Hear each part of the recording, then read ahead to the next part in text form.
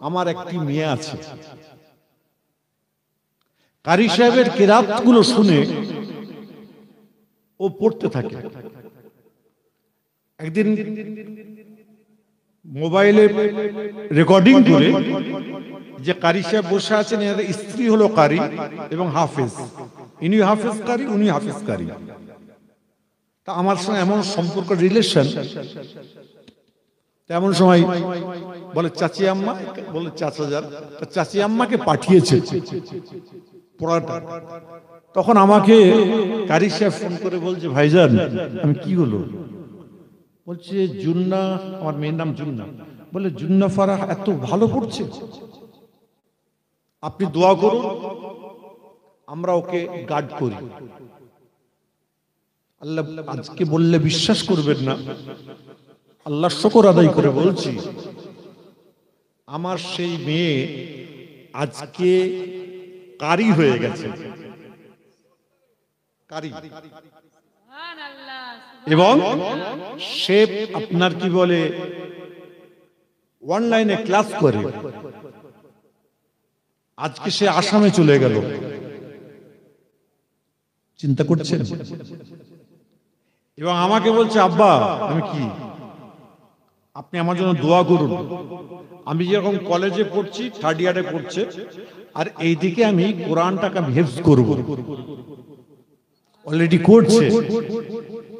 আমার গতকাল, আজকেও প্লেনে করে গুয়াহাটি গেল, তেমন সময় গতকালকে দুপুরের পরেতে দেখি তেলাওয়াত করছে। আমার ফ্যামিলি আমাকে বলছে, জুন্না কি করছে দেখো, বাইরে যাও। আমি বাইরেটা গিয়ে দেখছি ও তেলাওয়াত করছে। আমি তখন ভাবলাম যে ওর একটা বাইরে যাওয়ার জন্য প্রস্তুতি আছে। সে বলছে আমার প্লেনে যাওয়া বা বাইরে যাওয়াটা প্রস্তুতি থেকে আল্লাহর কোরআনটাকে আমি যদি মশ করি, এর থেকে প্রস্তুতি আমার কাছে দুটো কিছু নেই। খারাপ নেবেন না, কষ্ট নেবেন না, ব্যথা নেবেন না। দেখেন, ওই জন্য বলা হয়, ফার্সিতে একটা কবিতা আছে, সোহবতে সালে তোরা সালে কোনান, আর সোহবতে তালে তোরা তালে কোনান। সোহবত হচ্ছে আসল, সোহবত হচ্ছে আসল।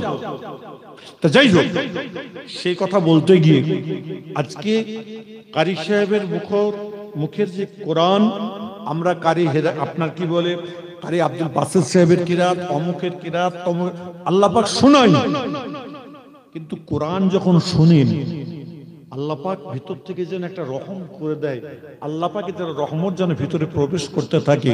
আরেকবার যদি বলেন সুবহানাল্লাহ। আমার বিশ্বাস, এক আল্লাহর বান্দা রাস্তাতে যাচ্ছে, এক জায়গায় এরকম মাহফিল হচ্ছে, মাহফিলের মধ্যে দেখা যাচ্ছে বলছে কোরআন পড়া ভালো। লোকটি ছিল মদখোর, শরাবখোর। শরাবখোর লোকটি যখন এই কথা বলেছে কোরআন পড়া ভালো, শুনেছে, শোনার পরেতে এমন ইমাম সাহেবের কাছে কি বলছে, ইমাম সাহেব আপনি আমাকে কোরআন পড়ান। বলছে কালকে আসবে, গোসল করে অজু করে আসবে।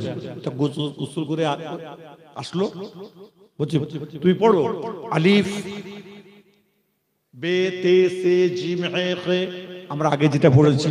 এখন আলিফ বা তা সা জিম হা খা, এই একটা মতনৈক্য আছে, এইখানটা একটা বলে দিই। অনেকে বলি আমরা যে আলিফ বা তা সা জিম হা খা পড়তো নাকি, তাই এইটা নাকি বলে তাবলীগরা পড়ে না। কোরআনকে সহি করে পড়তে গেলে কারি সাহেবের কত রকম ভাবে কিভাবে পড়লো, কি চিন্তা করেছেন, একটু দেখেছেন ভালো করে? এগুলোকে খবরদার মতনৈক্য করবেন না।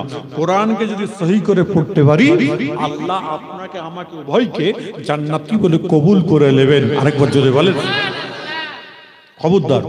তা ওই মানুষটি আলিফ বা তা সা জিম হা খা এই কটা অক্ষর ছাড়া ওরা জবানের মধ্যে, মাথার মধ্যে আসছে না। লোকটি মারা গেছে, লোকটি দুনিয়া থেকে বিদায় নিয়েছে। মিশকাত শরীফের হাদিস, এমন সময় আপনাকে প্রশ্ন করা হবে কবরের মধ্যে, মানে রব্বুকা, তোমার রব কি, মা দীনুকা, তোমার দিন কি। এমন সময় যখন এই কথা বলছে, মানে রব্বুকা হচ্ছে আলিফ বা তা সা জিম হা খা, মা দীনুকা আলিফ বা তা সা জিম হা খা। আল্লাহ পাকের দরবারে ফেরেশতারা কি বলছে, আল্লাহ আপনি কোন বান্দাকে দুনিয়াতে আনলেন? তাকে প্রশ্ন করছি মান রব্বুকা, সে বলছে আলিফ বে তে সে জিম হে খে, আলিফ বা তা সা জিমা খা। আল্লাহ বলছে বুঝেছি। শোনো, ও কোরআন পড়তে জানতো না, কোরআন পড়া ভালো শ্রবণ করে শুনেছে, শোনার পর থেকে ওই কোরআন পড়তে গিয়ে এই কটা অক্ষর ছাড়া তার ব্রেনে আসছিল না। যাও এই কটা অক্ষরকে পড়বার জন্য এবং কোরআন শরীফ শেষ করার নিয়তে পড়েছে বলে আমি আল্লাহ পাক ওর জীবনের জিন্দেগীর সমস্ত গুনাহগুলোকে মাফ করে দিয়েছি। চিন্তা করলেন? দেখেছেন কোরআন পড়লে কি হয়, কোরআনের মহব্বতটা কি? আমি নিজে একজন কোরআন প্রেমিক মানুষ। কারি সাহেবরা যখন এই দেশে আসে, যখনই কোনো জায়গায় যায়, আমার দাওয়াত থাকুক না থাকুক আমি চলে যাই, আমি কোরআন শুনি। আমার একটা কি মজা লাগে আমি তা জানি না। অনেকে আমাকে পাগল বলে, আমি আল্লাহর কোরআনের পাগল। আপনারা বলতে পারেন, কোনো অসুবিধা নেই। তো যাই হোক, আজকে আপনাকে আমাকে উভয়কে আজকে বুঝতে হবে, আজকে আমাদের জানতে হবে। খালি মুখে কথা বললে হয় না, মুখে কথা বললে হয় না। আল্লাহর এক বান্দা কোরআন বান্দি, কোরআন পড়তে পারে, সব পড়তে পারে, একদম কমপ্লিটলি সবাই পড়তে পারে মাশাআল্লাহ, কিন্তু সহি করে পড়তে হবে। কথা বুঝতে পারছেন? এক মক্কা শরীফে মদিনা মুনাওয়ারায় একজন মেয়ে ছেলে, একটি ছেলে তাকে ভালো লেগে গেছে, যেটা আমাদের সচরাচর হয়, মোবাইলে ভালোবাসা হয়। এমন সময় ছেলেটি মেয়েটিকে প্রস্তাব দিচ্ছে, এই আমি তোমাকে বিয়ে করব, আমি তোকে বিয়ে করব। তখন মেয়েটি প্রশ্ন করছে, এই তুমি নামাজ পড়ো? বলছে না, আমি নামাজ পড়ি না। বলে যাও 40 দিন নামাজ পড়ে 41 দিনের মাথায় তুমি আমার কাছে আসবে, আমি তোমাকে বিয়ে করব, শাদী করব, কোনো চিন্তা নেই। ঠিক আছে। ছেলেটি মেয়েটির জন্য নামাজ পড়ছে, নামাজ পড়ে আল্লাহ পাকের দরবারে দুটো হাত তুলে বলে, আল্লাহ তুমি আমাকে ওই মেয়েটার সঙ্গে বিয়ে দিয়ে দাও। আল্লাহ তুমি 5 ওয়াক্ত নামাজে এইভাবে দোয়া চেয়েই যাচ্ছে, দোয়া চেয়েই যাচ্ছে। 48 দিন 39 দিন হয়ে গিয়েছে।